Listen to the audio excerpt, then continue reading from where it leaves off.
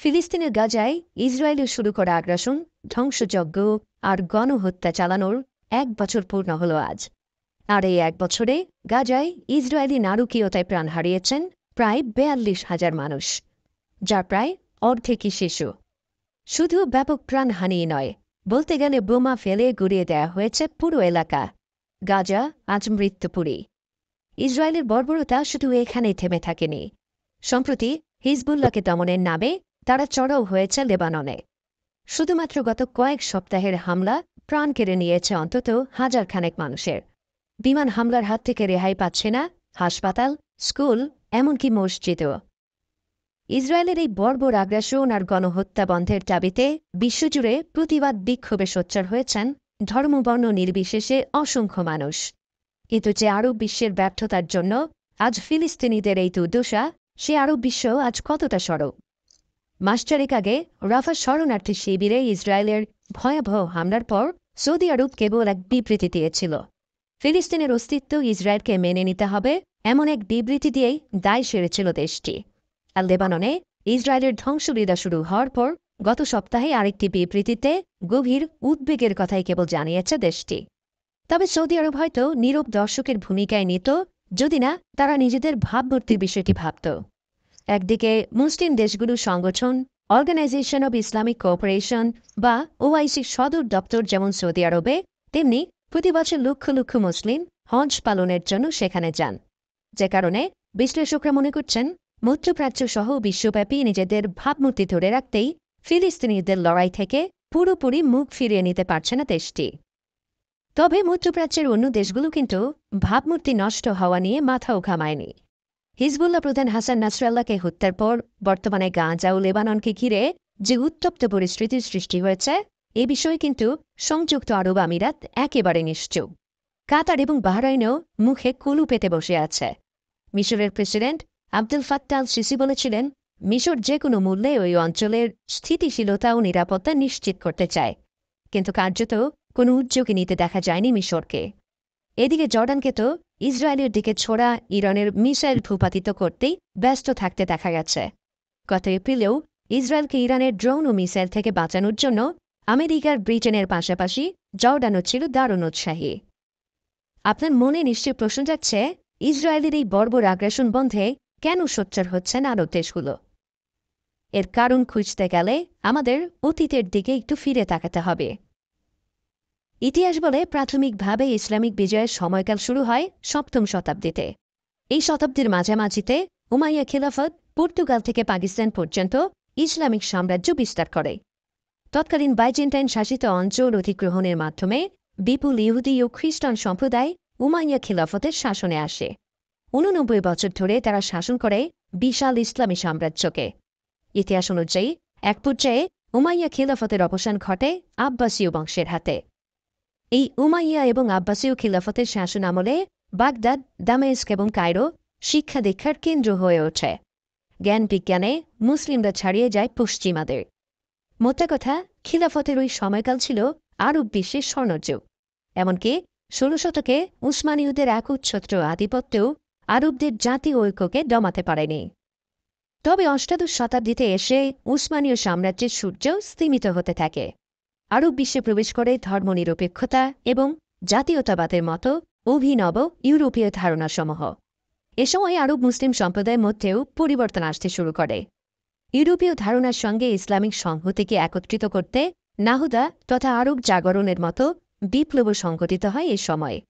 Levant ও অন্যান্য আরব অঞ্চলে ইউরোপীয় ধারণা তো আগেই ছড়িয়ে পড়েছিল। আর প্রথম বিশ্বযুদ্ধের পর উসমানীয় সাম্রাজ্যের পতন হলে আরব বিশ্বকে টুকরো টুকরো করে নিজেদের মধ্যে ভাগ করে নেয় ব্রিটেন ও ফ্রান্স। আর সমস্যার সূত্রপাত হয় এখান থেকেই। মূলত ব্রিটেন এবং ফ্রান্স মিলে আরব বিশ্বকে যেভাবে ভাগ করেছিল, সেখানে দেশগুলোর সীমানা টানা হয়েছিল ইচ্ছে মতো। জানেন কিনা, বর্তমানে আমরা মধ্যপ্রাচ্যের যে মানচিত্র দেখি, তা আঁকা হয়েছিল সুদূর লন্ডনের ১০ নং ডাউনিং স্ট্রিটে ব্রিটিশ প্রধানমন্ত্রীর কার্যালয়ে বসে। মার্ক সাইকাস এবং ফ্র্যাঙ্কোয়া পিকো নামের দুই ব্রিটিশ ও ফরাসি কূটনীতিক আক্ষরিক অর্থেই পেন্সিল আর রুলার দিয়ে ইচ্ছে মতো দাগ টেনে এঁকেছিলেন দেশগুলোর সীমানা। আসলে সাম্রাজ্যবাদীরা চাইছিল এই অঞ্চলকে অস্থিতিশীল করে রাখতে। নিশ্চয়ই জানেন, ঔপনিবেশিক শক্তিগুলোর মূল মন্ত্রই ছিল ভাগ করো, শাসন করো নীতি। ইতিহাসের দিকে তাকালে দেখবেন ঔপনিবেশবাদ যেখানেই ছিল সেখানেই এই নীতি প্রয়োগ করেছে সাম্রাজ্যবাদীরা।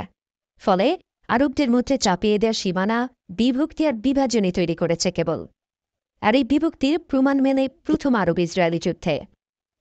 1948 সালের 14 মে প্রতিবেশী দেশগুলোর চরম বিরোধিতার মুখেও ইসরায়েল স্বাধীনতা ঘোষণা করে বসলে পরের দিন দক্ষিণ থেকে মিশর, জর্ডান আর ইরাক পূর্ব দিক থেকে এবং সিরিয়া উত্তর দিক থেকে আক্রমণ করে। যুদ্ধে তাদের সাথে যোগ দেয় আরব লিবারেশন আর্মি, সৌদি আরব, লেবানন আর ইয়েমেনের বাহিনীও। কিন্তু বিক্ষিপ্ত আর বিভক্ত আরব রাষ্ট্রগুলো খুব বেশি দিন টিকতে পারেনি ইসরায়েলের সামনে। 1949 সালের শুরু থেকেই একে একে মিশর, লেবানন, জর্ডান এবং সিরিয়া ইসরায়েলের সাথে যুদ্ধবিরতি চুক্তি করে, যার মাধ্যমে অবসান হয় প্রথম আরব ইসরায়েল যুদ্ধের। ইসরায়েলের বিরুদ্ধে লজ্জার পরাজয়ের পেছনে অন্যান্য কারণের চেয়ে গুরুত্বপূর্ণ ছিল আরব রাষ্ট্রগুলোর বিভক্তি। যুদ্ধে ফিলিস্তিনিদের রক্ষার চাইতে গুরুত্বপূর্ণ হয়ে উঠেছিল আরব রাষ্ট্রগুলোর নিজস্ব স্বার্থ। যেমন জর্ডানের বাদশাহ প্রথম আবদুল্লাহ চেয়েছিলেন জেরুজালেম সহ ফিলিস্তিনের বড় একটি অংশ দখল করে বৃহত্তর সিরিয়া প্রতিষ্ঠা করতে। ইরাক তখন জর্ডানকে সমর্থন দেয়। অপরদিকে মিশর ছিল আরব দেশগুলোর মধ্যে সবচাইতে শক্তিশালী রাষ্ট্র। মিশরের রাজা ফারুক তখন চেয়েছিলেন নিজেকে আরব বিশ্বের নেতা হিসেবে প্রতিষ্ঠিত করতে। সেক্ষেত্রে মিশরের জন্য গুরুত্বপূর্ণ সিনাই উপদ্বীপ যাতে ইসরায়েলের দখলে না চলে যায় সেদিকে ছিল তাদের মনোযোগ। আর বাকি তিনটি দেশ এই যুদ্ধকে খুব একটা গুরুত্ব সহকারেই দেখেনি। শুধু তাই নয়, ইসরায়েলকে প্রতিরোধের বদলে ব্যক্তিগত লাভ লোকসানের দিকেই বেশি মনোযোগ ছিল আরব নেতাদের। কারণ ইসরায়েলের সাথে যুদ্ধবিরতি পুরস্কার হিসেবে মিশর গাজার ৩৬৫ বর্গ কিলোমিটার অংশ দখলের সুযোগ পায়। সেখানে তারা সামরিক উপনিবেশও স্থাপন করে। আর পশ্চিম তীর এবং পূর্ব জেরুজালেমের বেশ বড় একটি অংশ দখল করে সেগুলোকে নিজের ভূখণ্ড হিসেবে ঘোষণা করে ট্রান্সজর্ডান। যদিও ওই অঞ্চলগুলো বেশিদিন নিজেদের কাছে তারা রাখতে পারেনি। 1967 সালে 6 Days War নামে পরিচিত 6 দিনের সেই আলোচিত যুদ্ধে ইসরায়েল সেগুলো ফের দখল করে নেয়। যাই হোক, ইসরায়েলের সাথে এরপরেও আরবদের আরও 5টি যুদ্ধ সংঘটিত হয়েছিল, কিন্তু সেগুলোর মূল কারণ আর ফিলিস্তিন ছিল না। যেমন 1956 সালের যুদ্ধটি হয়েছিল সুয়েজ খালকে ঘিরে। 1967 সালের যুদ্ধটি হয়েছিল ইসরায়েলের সম্প্রসারণের কারণে। আর ইসরায়েলের কাছে হারানো ভূখণ্ড ফেরত পেতে 1973-এ ফের আরেকটি যুদ্ধে জড়িয়েছিল মিশর সিরিয়া জোট। কিন্তু প্রতিবারই ইসরায়েলের কাছে লজ্জার পরাজয় বরণ করতে হয়েছে আরবদের, যে কারণে ফিলিস্তিনি ইস্যু ধামাচাপা পড়ে যায় আরব দেশগুলোর নিজস্ব স্বার্থ বাঁচাতে গিয়ে। এমনকি শুধুমাত্র স্বার্থ রক্ষার জন্যই ইসরায়েলকে দেশ হিসেবে আনুষ্ঠানিকভাবে স্বীকৃতিও দেয় জর্ডান এবং মিশর। প্রথমে মিশর ইসরায়েল শান্তি চুক্তি স্বাক্ষর হয় 1979 সালে। এরপর জর্ডান ইসরায়েল শান্তি চুক্তি হয় 1994 সালে। এদিকে 1951 সালেই সৌদি আরব আর আমেরিকার মধ্যে স্বাক্ষরিত হওয়া সম্মিলিত প্রতিরক্ষা সহযোগিতা চুক্তির পর থেকে নানা ইস্যুতে আমেরিকার দোসর ছিল সৌদি আরব। ইসরায়েলকে আনুষ্ঠানিকভাবে স্বীকৃতি না দিলেও আমেরিকার মিত্র হিসেবে ইসরায়েলকে না চটানোই শ্রেয় মনে করে সৌদি সরকার। এদিকে 2020 সালে অ্যাব্রাহাম অ্যাকর্ডে স্বাক্ষর করে সংযুক্ত আরব আমিরাত ও বাহরাইন ইসরায়েলকে স্বীকৃতি দিয়ে সম্পর্ক স্বাভাবিক করে নিয়েছে। পরে সুদান ও মরক্কো যোগ দেয় ওই দলে, যে কারণে ফিলিস্তিন ইস্যু বা গাজায় ইসরায়েলের চালানো গণহত্যার বিষয়ে খুব একটা উচ্চবাচ্য করতে দেখা যায় না এই দেশগুলোকে। তবে আরবদের মধ্যে সংহতির একটা আভাস কিন্তু মিলেছিল 1950-এর দশকের মাঝামাঝিতে। 1956 সালের সুয়েজ সংকটের সময় সংযুক্ত আরব প্রজাতন্ত্র গড়ার চেষ্টা করেছিলেন তৎকালীন মিশরীয় নেতা জামাল আবদেল নাসের। সুয়েজ সংকটের সময় নাসেরের নেতৃত্বে কায়রো ব্রিটেন, ফ্রান্স এবং ইসরায়েলকে পিছু হটতে বাধ্য করে। ফলে অন্য আরব দেশগুলো তখন মিশরের নেতৃত্বের দিকে তাকিয়েছিল, ফের একীভূত হওয়ার আশাও করেছিল। সে সময় সিরিয়ায় ক্ষমতায় ছিল বাথ পার্টি। তারা মিশরীয় ও সিরীয়দের সম্মতি নিয়ে সিরিয়াকে কায়রোর নিয়ন্ত্রণে ছেড়ে দেয়। দেশ দুটি একীভূত হয় 1958 সালে। এর পরপরই তারা উত্তর ইয়েমেনি রাজতন্ত্রের দ্বারা গঠিত এক কনফেডারেশনে যোগ দেয়। কিন্তু এর মধ্যেই আরব বিশ্বে শুরু হয়ে গিয়েছিল তলাতুলি। যেমন নাসেরবাদীদের হাত থেকে হাশিমীয় রাজতন্ত্রকে রক্ষা করতে ইরাক ও জর্ডান নিজস্ব ইউনিয়ন গঠন করে আরব ফেডারেশন নামে নতুন রাষ্ট্র গঠনের চেষ্টা চালায়। কিন্তু বাগদাদে নাসেরপন্থী সামরিক কর্মকর্তাদের অভ্যুত্থানের মুখে 6 মাসে ভেঙে যায় ইউনিয়নটি। ইরাক ও জর্ডান সে সময় খোলাখুলিভাবে মিশরীয় নেতৃত্বাধীন সংযুক্ত আরব রাষ্ট্রে যোগদানের কথা বললেও শেষমেশ আর যোগ দেয়নি।